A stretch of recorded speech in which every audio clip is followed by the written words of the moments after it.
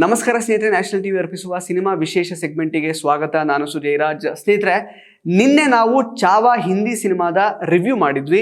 ಆ ರಿವ್ಯೂ ವಿಡಿಯೋದಲ್ಲಿ ನಾನು ಔರಂಗಜೇಬನ ಮಗ ಅಕ್ಬರ್ ಮತ್ತು ಜೋಧಾ ಅಕ್ಬರ್ ಸಿನಿಮಾದಲ್ಲಿ ತೋರಿಸಿರುವಂತಹ ಅಕ್ಬರ್ ಇಬ್ರು ಒಬ್ರೇ ಅನ್ನೋ ರೀತಿಯಲ್ಲಿ ವರದಿ ಮಾಡಿದ್ದೆ. ಸೊ ಅದರಲ್ಲಿ ಮಿಸ್ಟೇಕ್ ಆಗಿದೆ. ಆ ಒಂದು ಮಿಸ್ಟೇಕಿಗೆ ನಾನು ಕ್ಷಮೆ ಕೇಳ್ತೀನಿ. ಇದನ್ನ ನಮ್ಮ ನ್ಯಾಷನಲ್ ಟಿವಿ ವೀಕ್ಷಕರನ್ನೇ ಕಮೆಂಟ್ ಮಾಡಿ ತಿಳಿಸಿರೋದು. ಅದಕ್ಕೂ ಕೂಡ ನಾನು ಧನ್ಯವಾದಗಳನ್ನು ಅರ್ಪಿಸಲಿಕ್ಕೆ ಇಷ್ಟಪಡ್ತೀನಿ. ಸಾಕಷ್ಟು ಜನ ಅದಕ್ಕೆ ನೀವು ಆ್ಯಕ್ಚುಲಿ ರಿಯಾಕ್ಟ್ ಮಾಡಿದ್ದೀರಾ. ಕೆಲವೊಬ್ರು ಶರಣು ಮುಡೆನೂರ್ ಅಂತ, ಅಯ್ಯೋ ಗುರುವೆ, ಅಕ್ಬರ್ ಮಹಾಶಯ ಬೇರೆ, ಮೊಹಮ್ಮದ್ ಅಕ್ಬರ್ ಬೇರೆ, ಹುಮಾಯೂನ್ ಮಗ ಅಕ್ಬರ್, ಔರಂಗಜೇಬನ ಮಗ ಮೊಹಮ್ಮದ್ ಅಕ್ಬರ್. ಓಕೆ, ಈ ರೀತಿಯೆಲ್ಲ ಸಾಕಷ್ಟು ನೀವು ಆ ಒಂದು ತಪ್ಪನ್ನು ಸರಿ ಮಾಡುವಂತಹ ಕೆಲಸವನ್ನು ಕಮೆಂಟ್ಸ್ ಮೂಲಕ ಮಾಡಿದ್ದೀರಿ. ಅದಕ್ಕೆ ನನ್ನ ಧನ್ಯವಾದಗಳು. ಆ್ಯಕ್ಚುಲಿ ದ ಪಾಯಿಂಟ್ ವಾಸ್, ಆ ಜೋಧಾ ಅಕ್ಬರ್ ಸಿನಿಮಾದ ಅಕ್ಬರ್ ಏನಿದಾರಲ್ಲ, ಅವರು ಮೊಘಲರ 3ನೇ ಸಾಮ್ರಾಟ, ಥರ್ಡ್ ಮೊಘಲ್ ರೂಲರ್ ಆಗಿದ್ರು. ಈ ಅಕ್ಬರ್ ಚಾವಾ ಸಿನಿಮಾದಲ್ಲಿ ತೋರಿಸಿರುವಂತಹ ಅಕ್ಬರ್ ಔರಂಗಜೇಬನ ಮಗ. ಸೊ ಆ ಅಕ್ಬರ್ ಮತ್ತು ಈ ಅಕ್ಬರ್ ಇಬ್ರು ಬೇರೆ ಬೇರೆ. ಬಟ್ ಅದನ್ನು ಹೊರತುಪಡಿಸಿ ಆ ಜೋಧಾ ಅಕ್ಬರ್ ಸಿನಿಮಾದಲ್ಲಿ ಆ ಅಕ್ಬರ್ ಕೇವಲ ಈ ಜೋಧಾಳನ್ನ ಮಾತ್ರ ಪ್ರೀತಿಸಿದ, ಜೋಧಾಳನ್ನ ಮಾತ್ರ ವಿವಾಹವಾದ ಅನ್ನೋ ರೀತಿಯಲ್ಲಿ ತೋರಿಸಿದ್ದಾರೆ. ಬಟ್ ಆ ಅಕ್ಬರ್ಗೆ ಸಾಕಷ್ಟು ಜನ ಪತ್ನಿಯರಿದ್ರು ಜೋಧಾಳನ್ನ ಹೊರತುಪಡಿಸಿ ಅನ್ನೋದ್ರ ಬಗ್ಗೆ ಎಲ್ಲೂ ಕೂಡ ತೋರಿಸಲೇ ಇಲ್ಲ. ಆ ಸಿನಿಮಾದಲ್ಲಿ ಅದನ್ನ ಯಾಕೆ ಹೈಲೈಟ್ ಮಾಡಲಿಲ್ಲ ಅನ್ನೋದಷ್ಟೇ ನನ್ನ ಪ್ರಶ್ನೆ ಆಗಿತ್ತು. ಬಿಕಾಸ್ ಆ ಅಕ್ಬರ್ ಏನಿದಾರಲ್ಲ, ಅಂದ್ರೆ ಮೊಘಲರ ಥರ್ಡ್ ರೂಲರ್ ಜಲಾಲುದ್ದೀನ್ ಮೊಹಮ್ಮದ್ ಅಕ್ಬರ್ಗೆ ಎಷ್ಟೋ ಜನ ಹೆಂಡತಿಯರಿದ್ದಾರೆ, ಅದನ್ನು ಎಲ್ಲೂ ಕೂಡ ಹೈಲೈಟ್ ಮಾಡಲಿಲ್ಲ. ಬಟ್ ಇಲ್ಲಿ ಆ್ಯಕ್ಚುಲಿ ನೀವು ವಿಕಿಪೀಡಿಯಾದಲ್ಲಿ ನೋಡಿದ್ರೆ ಗೊತ್ತಾಗುತ್ತೆ, ಮರಿಯಂ ಉಜ್ ಜಮಾನಿ ಅಂತ ಅವ್ರ ಹೆಸರು ಚೇಂಜ್ ಆಗಿದೆ. ಸೊ ಹಾಗಾದರೆ ಸಿನಿಮಾದಲ್ಲಿ ತೋರಿಸಿದ್ದೇನು? ಹಿಂದೂಯಿಸಮ್ ಪಾಲಿಸಲಿಕ್ಕೆ, ಅಂದರೆ ಹಿಂದುತ್ವವನ್ನು ಪಾಲಿಸಲಿಕ್ಕೆ ಬಿಟ್ಟರು ಅನ್ನೋ ಥರ ಆ್ಯಕ್ಚುಲಿ ತೋರಿಸಿದ್ದಾರೆ. ಜೊತೆಗೆ ಒಂದೇ ವೈಫ್ ಅನ್ನೋ ಥರ ಅಲ್ಲಿ ಪೋರ್ಟ್ರೇ ಮಾಡಿದ್ದಾರೆ.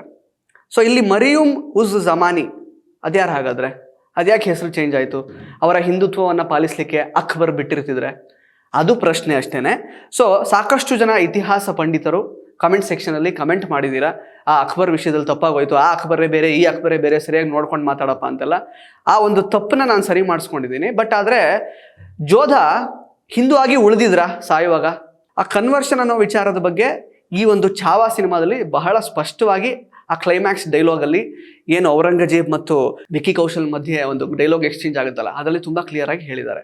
ಸೊ ಕನ್ವರ್ಷನ್ ಅನ್ನುವಂಥದ್ದು ಆ್ಯಕ್ಚುಲಿ ಮುಸಲ್ಮಾನ ಜಾತಿಯಿಂದ ಹಿಂದೂ ಜಾತಿಯವರ ಕಡೆಗೆ ಒಂದು ಆಫರ್ ಬರುತ್ತೆ ಹೊರತು, ಹಿಂದೂಗಳು ಯಾವತ್ತೂ ಕೂಡ ನೀವು ನಮ್ಮ ಜಾತಿಗೆ ಕನ್ವರ್ಟ್ ಆಗಿ ಅನ್ನೋ ರೀತಿಯಲ್ಲಿ ಆಫರನ್ನು ಕೊಡಲ್ಲ. ಜೊತೆಗೆ ಆ ಅಕ್ಬರ್ ಶೂರ, ಧೀರ, ವೀರ ಅನ್ನೋ ರೀತಿಯೆಲ್ಲ ಪ್ರೆಸೆಂಟ್ ಮಾಡಿದ್ದಾರೆ. ಒಂದು ಇಡೀ ಸಿನಿಮಾನೇ ಮಾಡಿದ್ದಾರೆ. ಯಾಕೆ ಆ ಬಾಲಿವುಡ್ ನಿರ್ದೇಶಕರುಗಳಿಗೆ ನಮ್ಮ ಭಾರತದ ವಾರಿಯರ್ ಕಿಂಗ್ಸ್ ಅಥವಾ ವಾರಿಯರ್ ಕ್ವೀನ್ಸ್ ಬಗ್ಗೆ ಈ ರೀತಿ ದೊಡ್ಡ ಪ್ರಿಮೈಸ್ನ, ದೊಡ್ಡ ಕ್ಯಾನ್ವಾಸ್ನ ಸಿನಿಮಾ ಮಾಡಬೇಕು ಸೂಪರ್ ಸ್ಟಾರ್ಸ್ಗಳನ್ನು ಇಟ್ಕೊಂಡು ಅಂತ ಅನಿಸಿಲ್ಲ?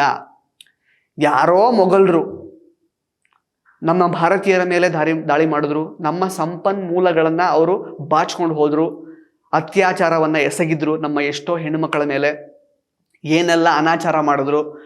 ಅವ್ರ ಬಗ್ಗೆ ಹಿಸ್ಟ್ರಿಯನ್ನು ತಿಳ್ಕೊಂಡು ಅದನ್ನೆಲ್ಲ ಡಿಗ್ ಮಾಡಿ ರಿಸರ್ಚ್ ಮಾಡಿ ಅಷ್ಟು ದೊಡ್ಡ ಮಟ್ಟದ ಸಿನಿಮಾ ಮಾಡಲಿಕ್ಕಾಗತ್ತೆ. ಬಟ್ ನಮ್ಮದೇ ರಾಜರುಗಳ, ರಾಣಿಯರ ಸಿನಿಮಾ ಮಾಡಲಿಕ್ಕೆ ಕಷ್ಟ. ಹಾಗೆಯೇ ಕೆಲವರು ಏನು ಕಮೆಂಟ್ ಮಾಡಿ ತಿಳಿಸಿದಿರಲ್ಲ, ಅದೊಂದು ತಪ್ಪಾಗೋಯ್ತು ಅನ್ನೋ ರೀತಿಯಲ್ಲಿ, ಆ ಅಕ್ಬರೇ ಬೇರೆ, ಈ ಅಕ್ಬರೇ ಬೇರೆ, ಸರಿಯಾಗಿ ತಿಳ್ಕೊಂಡು ಮಾತಾಡಪ್ಪ ಅದೆಲ್ಲ.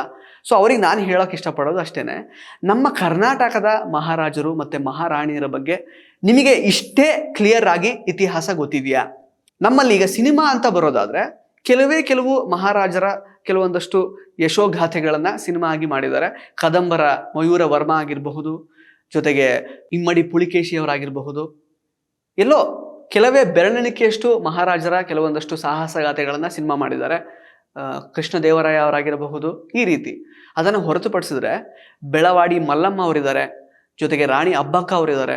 ಹಾಗೆಯೇ ಸಾಕಷ್ಟು ಈ ರೀತಿ ನೀವು ಇತಿಹಾಸವನ್ನು ಡಿಗ್ ಮಾಡ್ತಾ ಹೋದರೆ, ಪರಕೀಯರಿಂದ ಭಾರತೀಯರು ಯಾವಾಗೆಲ್ಲ ಶೋಷಣೆಗೊಳಗಾದ್ರು ಆಗ ಕರ್ನಾಟಕದಲ್ಲೂ ಕೂಡ ಆ ಒಂದು ಶೋಷಿತ ಒಂದು ಕಾಲ ಇತ್ತಲ್ವ, ಆ ಟೈಮ್ನಲ್ಲಿ ನಮ್ಮ ಮಹಾರಾಜರು, ನಮ್ಮ ಮಹಾರಾಣಿಯರು ಅಥವಾ ಇನ್ಯಾವುದೋ ವ್ಯಕ್ತಿ ಹೋರಾಟ ಮಾಡಿ ನಮ್ಮತನವನ್ನು ಉಳಿಸ್ಕೊಳ್ಳೋದಕ್ಕೆ ತಮ್ಮ ಬಲಿದಾನವನ್ನು ಮಾಡಿದಂತಹ ಎಷ್ಟೋ ಜನ ಇರ್ತಾರೆ. ಅದ್ರ ಬಗ್ಗೆ ಡಿಗ್ ಮಾಡಿ ಅದ್ರ ಬಗ್ಗೆ ಯಾಕೆ ಸಿನಿಮಾ ಮಾಡಬಾರ್ದು ಅನ್ನೋದ್ರ ಬಗ್ಗೆ ಯೋಚನೆ ಮಾಡಿದ್ದೀರಾ? ನಮ್ಮ ಕರ್ನಾಟಕದ ಇತಿಹಾಸದ ಬಗ್ಗೆ ದಯವಿಟ್ಟು ನಿಮಗೆ ಎಷ್ಟು ಗೊತ್ತು ಅಂತ ಕಮೆಂಟ್ ಬಾಕ್ಸ್ನಲ್ಲಿ ಕಮೆಂಟ್ ಮಾಡಿ ತಿಳಿಸಿ. ಹಾಗೆಯೇ ಯಾರ ಬಗ್ಗೆ ಸಿನಿಮಾ ಆಗಬೇಕು, ನಮ್ಮ ಕರ್ನಾಟಕದಲ್ಲಿರುವಂತಹ ವೀರರ ಬಗ್ಗೆ, ಶೂರರ ಬಗ್ಗೆ, ಅದನ್ನು ಕಮೆಂಟ್ ಬಾಕ್ಸಲ್ಲಿ ಕಮೆಂಟ್ ಮಾಡಿ ತಿಳಿಸಿ. ಯಾರೋ ಮುಘಲರು, ಯಾರೋ ಅಕ್ಬರ್ ಅಂತೆ, ಅವರೆಲ್ಲರೂ ಏನು ಮಾಡಿದ್ದು, ಭಾರತಕ್ಕೆ ಬಂದರು, ದೋಚ್ಕೊಂಡು ಹೋದ್ರು ಅಷ್ಟೇ. ಅವ್ರ ಬಗ್ಗೆ ಸರಿಯಾಗಿ ತಿಳ್ಕೊಂಡಾದ್ರೂ ನಮಗೇನು ಅವಶ್ಯಕತೆ ಇದೆ ಫಸ್ಟ್ ಆಫ್ ಆಲ್.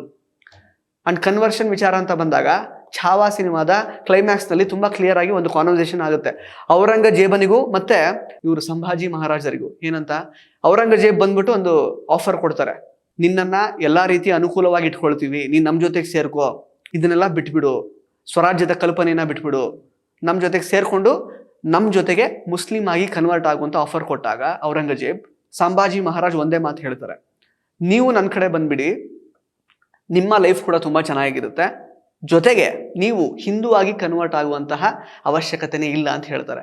ಇದು ಹಿಂದೂಯಿಸಮ್ನ ಸಾರ. Because Hinduism is just a way of life. ಇದು ಯಾವುದೋ ಒಂದು ಜಾತಿ ಅಥವಾ ಧರ್ಮಕ್ಕೆ ಸೀಮಿತ ಮಾಡುವಂತಹ ಒಂದು ವಿಷಯ ಅಲ್ಲ. ಅದನ್ನ ಬಹಳ ಚೆನ್ನಾಗಿ ಈ ಒಂದು ಸಿನಿಮಾದಲ್ಲಿ ತೋರಿಸಿದ್ದಾರೆ. ಸೊ ಅಕ್ಬರ್ ಅವ್ರ ಮಗನೋ ಇವ್ರ ಮಗನೋ ಅದು ಬೇಕಾಗಿಲ್ಲ.